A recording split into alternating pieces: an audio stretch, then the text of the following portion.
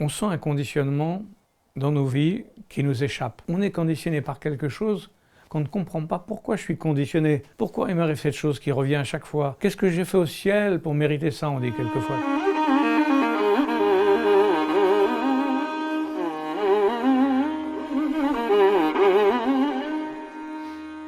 Bonsoir Philippe. Bonsoir.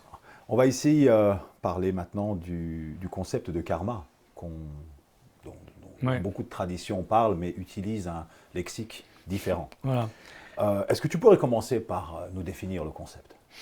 Voilà. C'est vrai que c'est un concept dont beaucoup de gens parlent sans vraiment le connaître. Qu'est-ce que le karma?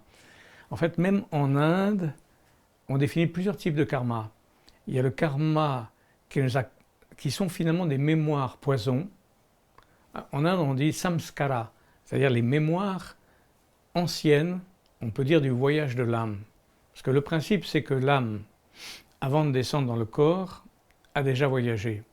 Alors, que ce soit le principe de la réincarnation, comme disent certaines personnes, ou pas, déjà, on parlera de ça après. Je vais définir la différence. Mais au fond, la métempsychose ou le voyage de l'âme avant de descendre dans le corps, ça c'est une réalité que toutes les religions acceptent, y compris l'islam.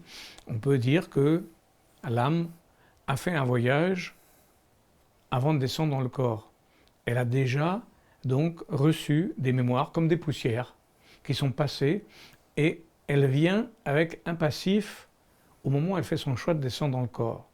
Maintenant, ceux qui parlent de réincarnation disent que l'âme aurait déjà vécu d'autres vies, mais dans ces cas-là, on considère que c'est le côté psychique de l'être qui est passé entre différents corps, parce que l'essence d'une personne est éternelle, elle est au-delà du temps et de l'espace, donc c'est celle-là qui ne se réincarne pas. C'est pour ça qu'on refuse cette notion d'incarnation quelquefois en disant qu'en fait, l'essence d'une personne est unique et éternelle, elle est au-delà du temps et de l'espace. Donc là, c'est pas ça qui transmigre, mais c'est les éléments psychiques qui sont agrégés à la personne. En fait, on pourrait dire, admettons qu'il y a une lumière, la lumière de l'essence de l'âme qui descend, et elle prend des couches. À chaque petit ciel ou à chaque petit palier par lequel descend cette lumière, qui est la part du divin en nous, elle a des agrégats, c'est normal, elle s'agrège. Et donc, quand on descend dans le corps, c'est le dernier agrégat, c'est le corps. Mais avant, on a des tas de corps, comme les poupées russes les unes dans les autres. On a plein de corps en nous. Et donc, il y a des agrégats de mémoire qui se sont greffés au moment du voyage de l'âme. Ça, c'est la première chose, c'est en fait le premier karma dont on peut parler. Ensuite, il y a le karma qu'on va produire dans notre vie par les actes négatifs. Et on sait que ça, en psychologie, ça peut produire des traumas, ça peut produire des mémoires négatives, ça peut produire des mauvaises habitudes, etc. En mode simpliste, on parle de ça. Mais plus grave, ça s'inscrit dans nos cellules et ça peut donc provoquer des réactions du monde de l'invisible, tous les actes que l'on fait. Parce qu'en fait, le monde est rond et l'idée, c'est que toute action provoque une réaction. Donc, alors il y a le karma négatif, mais il y a le karma positif aussi, parce qu'évidemment, quand on fait des bonnes actions, on a un bon karma. Et celui qui a un bon karma, il lui arrive ce qu'on appelle tawfiq dans la tradition soufie, c'est-à-dire la grâce opportune, on traduit ça. Une sorte d'opportunité positive, où il y a des chances, ce qu'on appelle la chance. Couramment, les gens disent « Ah, ben, j'ai de la chance ». En fait, cette chance, c'est un bon karma, quelque chose qui arrive au bon moment, parce qu'on a fait des actes qui ont permis que ce bon karma existe. Donc il y a ce bon karma et il y a le mauvais karma. Tiens, j'ai pas eu de chance aujourd'hui, mais il n'y a rien qui sort de nulle part. Les lois de l'univers sont très, comment dirais-je, presque mathématiques. C'est-à-dire, tu lances un caillou en l'air, au-dessus de ta tête, il te retombe dessus. C'est les lois de la nature. Dans le karma, il y a aussi des lois de cet ordre-là. Tout ce que l'on produit a une réaction. Mais donc cela veut dire qu'ici, on parle de quelque chose qui va même au-delà, enfin peut-être pas au-delà, mais est-ce qu'on peut le comparer au concept de justice divine qui peut exister dans les traditions religieuses plus orthodoxes? Quand on dit justice divine, évidemment ça implique le religieux. Donc il y a des gens qui vont dire oui, mais pourquoi vous parlez de Dieu, etc. Est-ce que Dieu vraiment agit? Est-ce qu'il est au-dessus de toute action? Est-ce qu'il ne laisse pas faire? Donc là, on entre un peu dans la théologie. C'est un peu risqué, même ça peut se justifier, parce que en mode religieux, on peut dire Dieu agit, par exemple le Dieu personnel. C'est pas quelque chose que toutes les religions acceptent. La notion de Dieu personnel qui agit. Il y a Dieu, pour certains, c'est une réalité lumineuse qui est au-delà de toute action. Donc il y a des positionnements comme ça. Mais quand on parle de karma, ce qui est intéressant, c'est qu'on n'est même pas obligé d'être impliqué dans une connotation religieuse. On parle des lois de l'univers, carrément. Même pour une personne qui refuse la notion de Dieu, de religion, etc., il est soumis aux lois de l'univers, aux lois cosmiques. Alors c'est assez intéressant quand même de penser que tout ce qu'on fait a une réaction, tout intégralement. Mais c'est très intéressant ce que tu dis. Donc cela voudrait dire que finalement, quelque part, au-delà des particularismes qui existent dans les religions et dans les voies spirituelles particulières, il existerait des lois qui sont plutôt universelles, qui se traduisent d'une manière particulière au moment où une voie spirituelle ou une religion se révèle. Voilà, exactement. Et après, les gens le traduisent ou lui donnent une interprétation en fonction de leur focus religieux, mais ce sont les lois de l'univers, et c'est pour ça qu'on parle souvent de cette fameuse tradition primordiale qui, elle, est en accord avec les lois de l'univers. On en parlera plusieurs fois, voilà. C'est les lois de l'univers qui s'appliquent, quelles que soient les religions, quels que soient les angles, au fond, dont on parle, quels que soient les angles par lesquels on regarde Dieu, parce qu'évidemment, chacun interprète une image ou un concept du divin d'une façon particulière dans les différentes religions, même si c'est la même réalité. Bien sûr, les hommes, eux, interprètent et mettent en boîte presque, on pourrait dire en mode théologique, la réalité divine qui est au-delà de tout, bien sûr, mais que les hommes interprètent, quoi. Et comment ce karma se traduit-il au quotidien dans nos vies, c'est-à-dire dans le quotidien de nos vies? Parce que la notion du temps, évidemment, est un peu différente. C'est-à-dire que lorsqu'on réfléchit sur un plan humain, on vit dans un temps plutôt chronologique. Or, le karma est quelque chose qui ne suit pas nécessairement une chronologie aussi rapide que le temps humain. Comment ce karma se traduit-il dans la vie? En fait, on pourrait être très précis sur ce sujet. Mais je dirais que, évidemment, on va dire en premier degré, je vais en parler de façon un peu simple, on sent un conditionnement dans nos vies qui nous échappe. On est conditionné par quelque chose qu'on ne comprend pas. Pourquoi je suis conditionné? Pourquoi il m'arrive cette chose qui revient à chaque fois? Mais pourquoi? Qu'est-ce que j'ai fait au ciel pour mériter ça? On dit quelquefois, tu vois, qu'est-ce que j'ai fait au ciel pour mériter cette histoire? En réalité, ceux qui connaissent la science de l'astrologie peuvent repérer ça de façon extraordinaire. C'est m'est arrivé souvent, puisque ça fait partie des choses que je fais, des consultations dans ce domaine. On repère ce qu'on appelle l'axe de la destinée en astrologie, c'est-à-dire le nœud sud qu'on appelle la queue du dragon et la tête du dragon le nœud nord. Et donc on sait quel est le passé karmique de la personne au moment de son choix de naissance.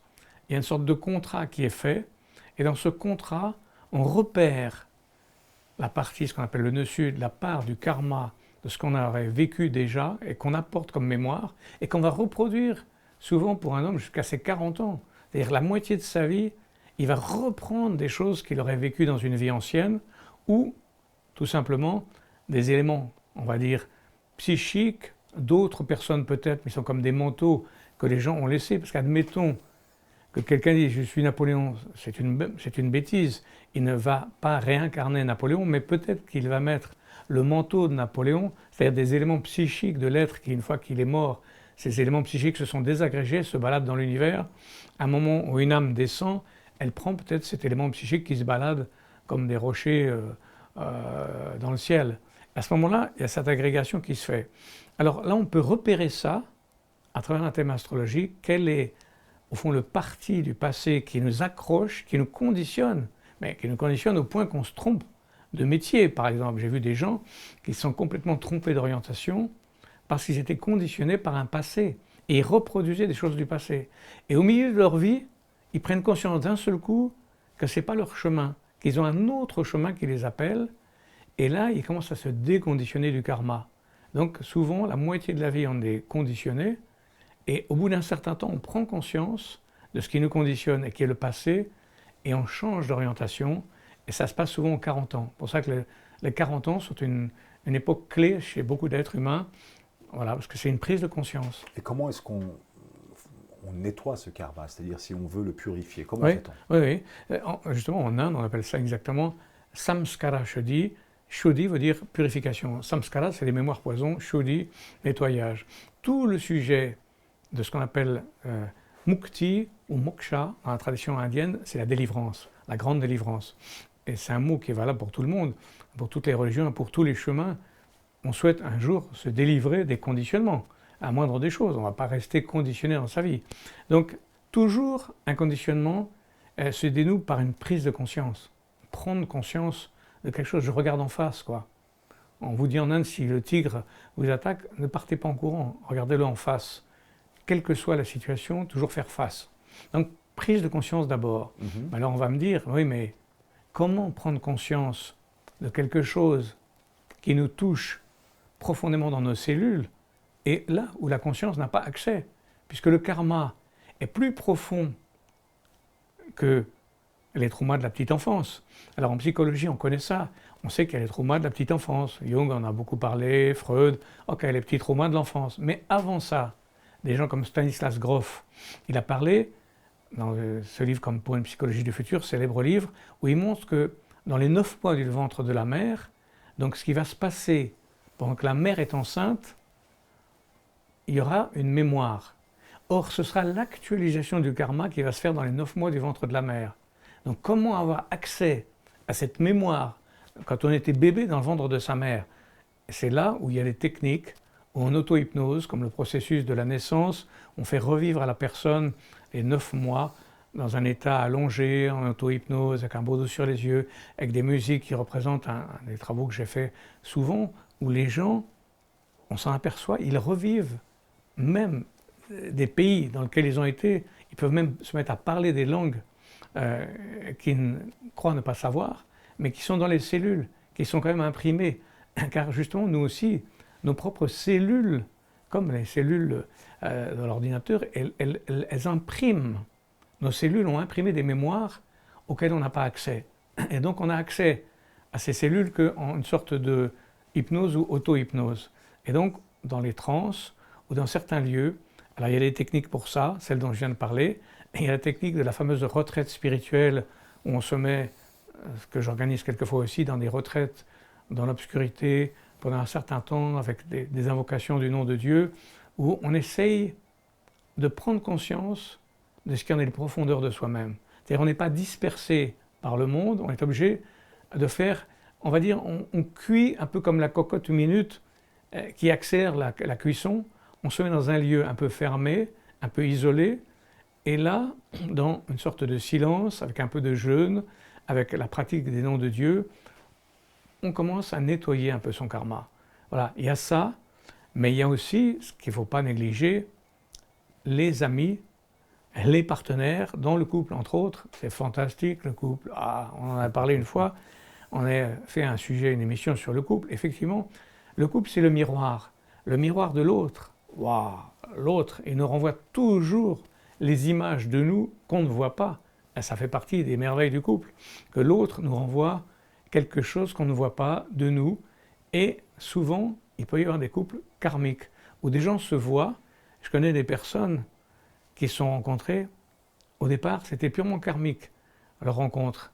Et ils n'ont pas compris que c'était juste un certain temps où ils devaient se rencontrer karmiquement pour nettoyer certaines choses, et après, ça y est, ils devaient se séparer, parce que c'était une rencontre. Mais eux, ils n'ont pas compris que c'était provisoire. Ça existe, ça. Voilà. Oui. C'est extraordinaire, le couple. C'est extraordinaire. Les couples karmiques, c'est une réalité. Ils sont là pour ça, pour nous réveiller de quelque chose qui est enfoui, mais qu'on ne comprend pas, mais que l'autre, il fait le miroir. Ah, on se regarde dans le miroir, on voit où on en est. Et donc, dans quelle mesure ce couple karmique dont tu parles ne renvoie-t-il pas finalement à tous les événements de la vie qui, quelque part, jouent ce rôle? C'est-à-dire que ici, tu parles du couple, et c'est tous les événements de la vie. Absolument, ouais, absolument. C'est absolument formidable. C'est ça. C'est merveilleux que, effectivement, d'ailleurs, j'ai l'impression que c'est peut-être pour ça que certains hommes rencontrent plusieurs femmes, pas forcément une, Parce que, bon, c'est vrai que c'est rare. Moi, j'ai la chance de rencontrer un cousin qui avait connu une seule femme, sa femme n'avait connu qu'un seul homme, et ils ont eu leurs 50 ans de mariage, c'est merveilleux. Mais c'est tellement rare. J'en ai connu que deux, personnellement. Donc, mon grand-père et ma grand-mère, et puis ce cousin. C'est très très rare. Pourquoi? Parce que souvent, les personnes, effectivement, recherchent, en le sachant ou pas, à réveiller des mémoires karmiques. Donc, chaque personne qu'elle rencontre, ceci dit, ça peut être des amis aussi qu'on rencontre, qui réveillent en nous des mémoires karmiques et qui pendant un certain temps nous accompagnent pour justement éveiller ces mémoires karmiques, peut-être après disparaissent. Donc c'est intéressant quand même. C'est tout ce qui est miroir. L'ami est un miroir aussi. Le fameux hadith, pour ceux qui connaissent. Hadith, c'est une tradition islamique. Je le dis parce tradition prophétique. Voilà, que j'aime quand même, vu la part du soufisme dans ma vie, al-mu'min mir'at al-mu'min. Le croyant doit être le miroir du croyant.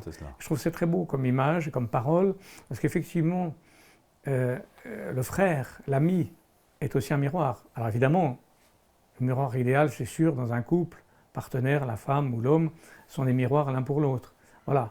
Mais tout ce qui est miroir, ami, partenaire, épouse, même dans le travail, il y a des gens qui se disputent terriblement et en fait, il y a des espèces de luttes karmiques dans le travail, même professionnel.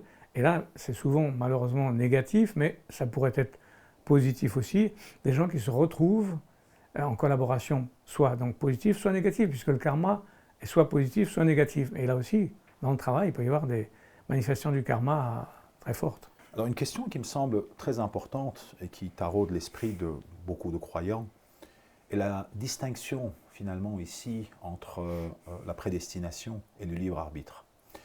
Dans quelle mesure la discussion sur le karma pourrait-il répondre à cette question? C'est-à-dire comment distingue-t-on dans une certaine mesure la conséquence de nos actes finalement, ce qu'on pourrait finalement ici appeler le karma, et une forme de destin qui nous est tout simplement envoyé comme une épreuve, qu'on peut comprendre dans la tradition islamique par exemple, pour nous purifier. Est-ce qu'on distingue l'un et l'autre au niveau du karma, ou est-ce que ça se distingue même plus? Là, c'est un peu une question piège en réalité. Oui, mais c'est pour ça que je la pose. Bon, d'accord. Mais c'est pas tellement... pour moi, c'est par rapport à ceux qui entendent, le problème est que ce genre de questions, la réponse dépend du niveau de l'interlocuteur. Tout à fait. C'est-à-dire qu'il y a une personne à qui on peut expliquer que par exemple son libre arbitre arrête au bout de ses mains, c'est-à-dire qu'il a son espace personnel de libre arbitre, qui serait par exemple, je peux bouger mon bras jusqu'au bout, je peux bouger mes doigts, j'ai ma propre sphère dans mon libre arbitre, mais d'autres vont dire non, tout dépend de réalité divine, mais ça, ce concept-là n'est possible que pour ceux qui arrivent à la compréhension que finalement, ils sont les acteurs et les spectateurs d'un film dont le script a déjà été donné, mais la plupart des gens ne peuvent pas accepter cette pensée, c'est trop élevé en réalité, et ça n'est valable effectivement que pour des gens qui sont arrivés à cette contemplation-là. Mais ceux qui n'arrivent pas à cette contemplation que finalement nous sommes des vagues d'un océan, alors on est à la fois l'océan, mais on est les vagues de l'océan aussi. Donc la vague, elle a sa particularité, mais pourtant elle est une part de l'océan, c'est tout. Parce que nous, individus, on est tellement peu de choses. C'est comme l'embrun de l'océan, il dit « je suis l'océan ». C'est vrai, il est l'océan, mais c'est un embrun en même temps. Mais s'il dit « je suis l'embrun », il dit « quelle est ma part d'action dans l'océan ?» Tu as une part, une petite goutte, voilà, dans l'océan. Et l'être humain, en fait, il est ça, c'est cette petite goutte d'un océan, et il croit qu'il peut changer les choses, mais il est quand même dans l'océan une petite goutte. Voilà, donc évidemment, selon les degrés de compréhension, les uns et les autres peuvent accepter. Et le karma, dans ce sens-là, il y a la part, comme je l'ai dit au début, où en fait on est responsable de toute façon de ce qu'on a créé. C'est-à-dire que tout ce qui nous arrive, ce n'est pas seulement une décision divine, on a construit ce que l'on est, on a mérité la situation dans laquelle on est, et dans les différentes traditions, on reconnaît qu'on a signé notre contrat, on a choisi nos parents, on est descendu avec un choix quand même en tant qu'âme, avant même de descendre sur la terre, mais il y a eu quand même un accord. En fait, c'est une sorte de contrat, le mot contrat est quand même assez clair. Il y a un accord avec le divin et nous. Mais cet accord, il correspond à un moment de maturité, comme d'ailleurs différents contrats, différentes prises de conscience. À un moment donné, on accepte telle situation parce qu'il n'y a pas d'autre choix. À un moment de la vie, comme un sportif même, admettons, il a différentes phases d'entraînement et à un moment il fait un contrat sur une pratique qu'il doit faire régulière et de discipline parce qu'il en est arrivé à ce degré de capacité. S'il n'arrive pas à ce degré de capacité, il prend un autre contrat, il a un autre entraînement. Et donc, en fur et à mesure que l'on progresse, il y a des contrats différents, de plus en plus rigoureux ou de plus en plus libérateurs.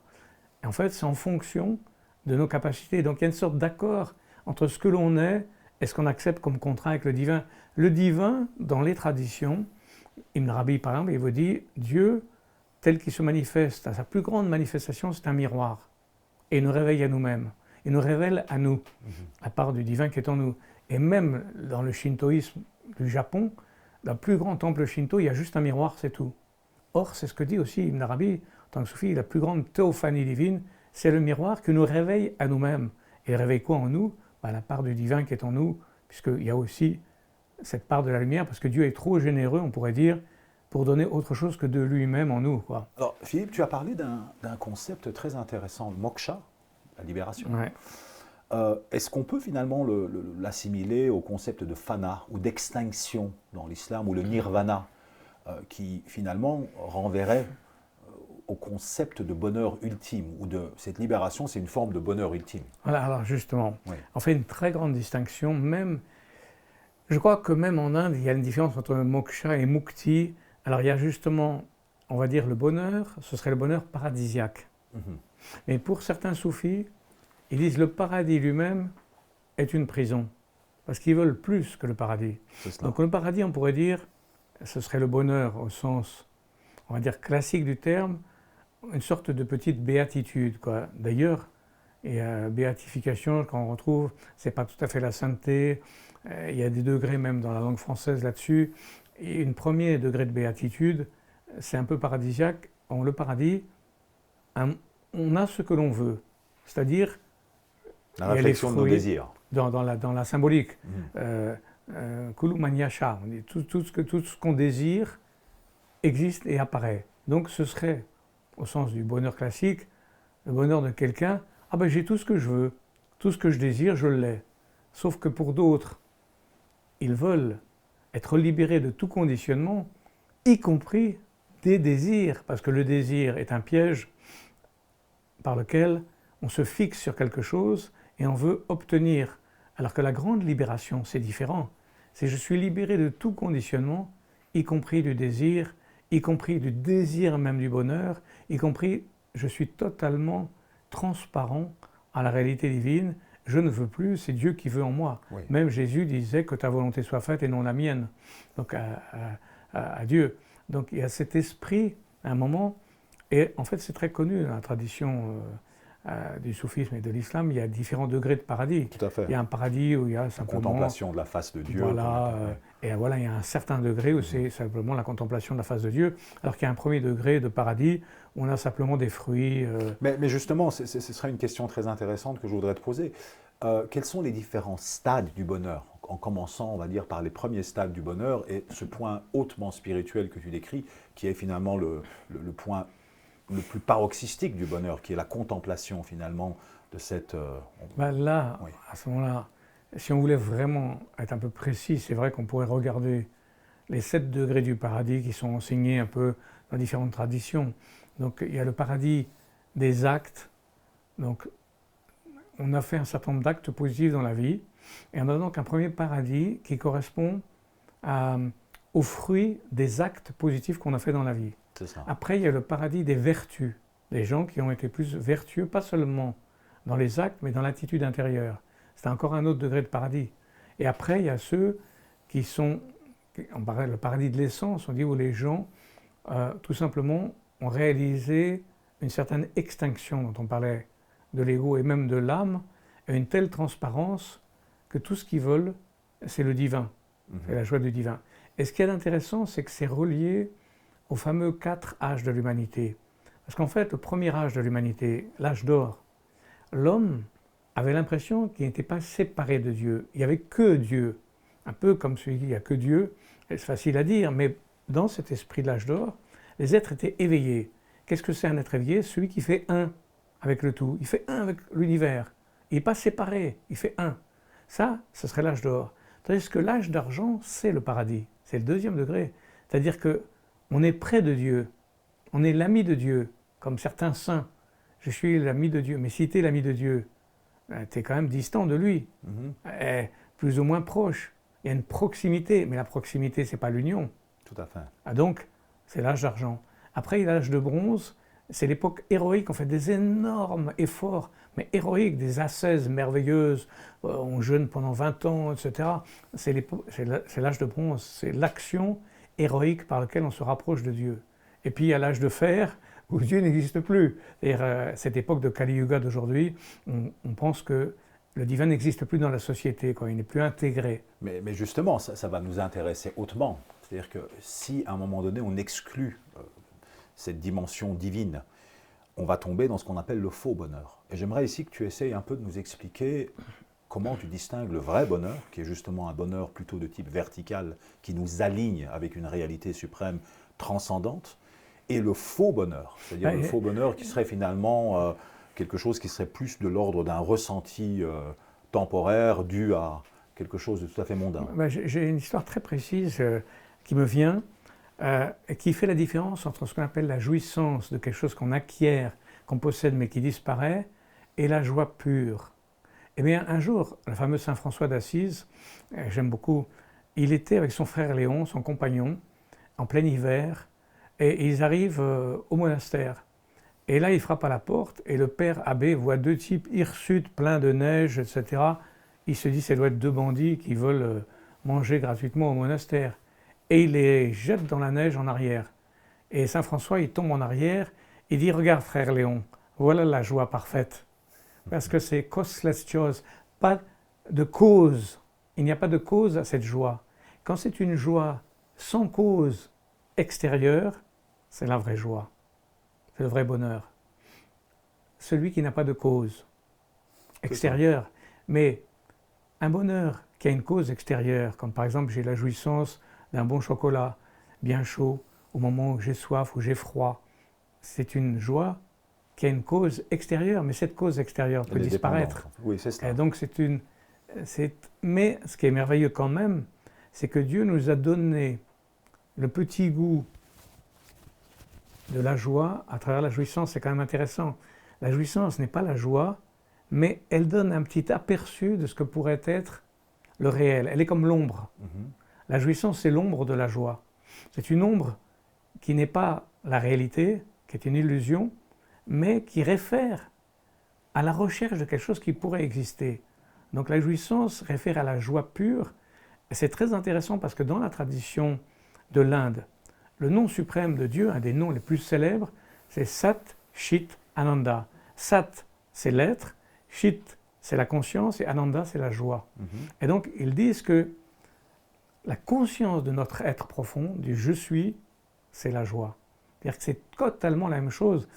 Être soi-même, sentir le je suis, c'est la joie pure. Et ce je suis est très important. Jésus, au mont des Oliviers, les soldats arrivent et comme tous les soldats de toujours, un peu bruts comme ça. Bon alors, qui c'est ce Jésus-là? Et Jésus s'est levé, il a dit « je suis ». Simplement ça. Tous les soldats sont tombés, ça c'est dans l'Évangile. Les soldats sont tombés juste parce qu'il dit « je suis ». L'affirmation de l'être pur. C'est fantastique. Et donc quelqu'un qui, au lieu de dire « je suis un homme, je suis une femme, je suis gentil, je suis grand, je suis petit », il y a juste le « je suis », c'est-à-dire le soleil de l'être qui rayonne tout simplement sans particularité. C'est ça qui provoque la joie, même au sens extase. C'est-à-dire la véritable extase, qui est Ananda, en tradition sanskrite, c'est la conscience de l'être pur. Mais là, en fait, tu nous renvoies finalement à l'identité qui n'est pas fixée, c'est-à-dire en fait finalement, Voilà. c'est ça, c'est l'identité Oui, qui oui. ne s'est pas fixée dans un particularisme Ouais, contingent. encore que oui, d'un certain point de vue, parce que l'être, c'est sur une page blanche, le point au milieu de la page. Mhm. C'est quand même l'affirmation de l'être, quand même. Oui, Mais après, il y a même le non-être, c'est-à-dire ce qui est ce même qui est au-delà de l'être, ce que Schuon ouais. appelle le surêtre. Voilà, ce qu'on peut appeler le surêtre, ou ce Ouais. que, en tout cas, l'au-delà de l'être. Alors, des gens comme René Guénon ont écrit ce livre magnifique, Les états multiples de l'être. Oui. Il a montré qu'il y a effectivement l'affirmation de l'être, qui est une première. Parce qu'une détermination. Non-être, oui. Oui, parce que la détermination, c'est forcément une limitation. Bien sûr. Mais il y a le non déterminé, Oui. aucune détermination. Donc, je retire le point sur la page, et même, je prends la page, je retire la page. Oui. Il n'y a ni point, ni page, plus rien. Et là, c'est cette sorte de vacuité qui n'est pas une vacuité de vide, comme on C'est pourrait une le croire, présence. mais une disponibilité, on pourrait dire, presque virginale, où au fond, on est disponible à chaque instant.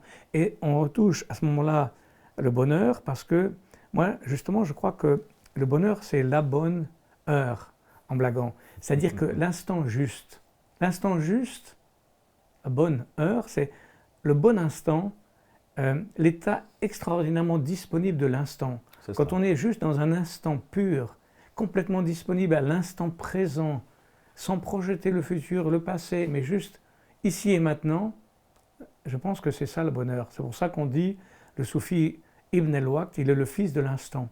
Être juste dans l'instant juste, qui est, du point de vue du bouddhisme aussi, l'inséité, ce qui est ainsi. C'est juste ainsi. Et c'est merveilleux parce qu'il se trouve que dans le Coran, les gens l'oublient, on trouve un moment, l'ange Gabriel il arrive devant Marie et il lui dit, tu vas avoir un enfant. Elle dit, mais enfin, comment est-ce que je peux avoir un enfant? Aucun homme ne m'a touché. Et l'ange Gabriel, par exemple dans le Coran, il dit kadhalik, c'est-à-dire kadhalik en arabe, ça veut dire c'est ainsi. Donc c'est l'inséité, tout simplement. Et il y a des moments où on ne peut pas expliquer. C'est ainsi. Et quand on accepte l'inséité, ce qui est ainsi, c'est accepter l'instant présent, sans projeter. À mon avis, c'est ça le bonheur, la capacité d'être disponible à l'instant présent, pleinement présent à l'instant présent. Voilà, complètement. Et donc, ça veut dire que dans la voie spirituelle, si je ne m'abuse, le bonheur est finalement la conséquence d'un travail. C'est-à-dire, on travaille sur nous-mêmes et on arrive à ces états qui nous font goûter à ce bonheur véritable, alors que dans le monde moderne, on pourrait dire que le bonheur est presque un droit. On a le droit au bonheur, comme si le bonheur était un droit politique ou un droit social, mais qui n'est pas le fruit d'un travail sur nous-mêmes. C'est vrai qu'on a droit au bonheur au sens où on a droit à la liberté. C'est la même idée. C'est-à-dire que l'homme est quand même né pour être libre. Ça, c'est beau. Quand il dit ça, moi j'aime beaucoup ça. Cet esprit de liberté, on est né pour être libre. Et cette liberté, c'est aussi ça le bonheur. Donc on a droit à une part de joie d'être soi-même en fait. D'être libre, libre d'être soi-même. En fait, c'est comme ça la merveille. C'est-à-dire, les gens, quelquefois, nous poussent à être autre que ce qu'on voudrait être, ou ce qu'on a soif d'être soi-même, naturellement. Et au fond, tout le monde devrait avoir le droit d'être lui-même. C'est la moindre des choses, être soi-même. D'ailleurs, qui peut faire mieux que nous, dans notre peau, ce pourquoi on a été fait? Donc, on ne peut pas prendre la place de quelqu'un. Ça, ce ne serait pas juste. C'est pour ça que chacun a... Alors évidemment, le risque, c'est que ça peut être l'individualisme quand c'est mal compris. Je suis un individu, j'ai mon droit. Alors, oui, mais enfin, ton droit, il n'est relié qu'à celui des autres, parce qu'évidemment, ton droit s'arrête où celui des autres commence, comme on dit. Donc il y a cette sorte d'interaction qui est la grande clé de compréhension des choses. C'est-à-dire qu'il n'y a pas d'individualité sans interaction. Comme je dis toujours, les doigts de la main, on ne peut pas manger avec un doigt. J'ai déjà essayé, sauf peut-être en raclant l'assiette. Mais sinon, on a besoin de tous nos doigts pour manger et pour beaucoup d'autres choses. Donc la main tout entière est nécessaire. Et donc, en fait, l'individu, tout seul, sans sa famille, ça n'existe pas. Il n'y a pas un individu sans famille. Et il n'y a pas un individu sans société non plus. Donc, en fait, l'erreur, c'est de voir l'individu sans le relier aux autres. Mais dès qu'il se voit relié aux autres, son droit dépend des autres aussi, est en interrelation avec les autres. Et c'est cette immense interrelation qui crée, quand on accepte finalement, c'est accepter sa place. Accepter sa place, je suis là, mais toi tu es là. Je te parle et tu me parles. Et c'est ça le jeu d'ailleurs. Donc on en revient en fait encore une fois à un bonheur et une liberté qui ne seraient pas égotiques. Exactement. C'est ça. Tout le problème étant l'ego, encore une fois, voilà, tout à fait. En tout cas, je te remercie beaucoup pour cette entrevue. Parfait, merci.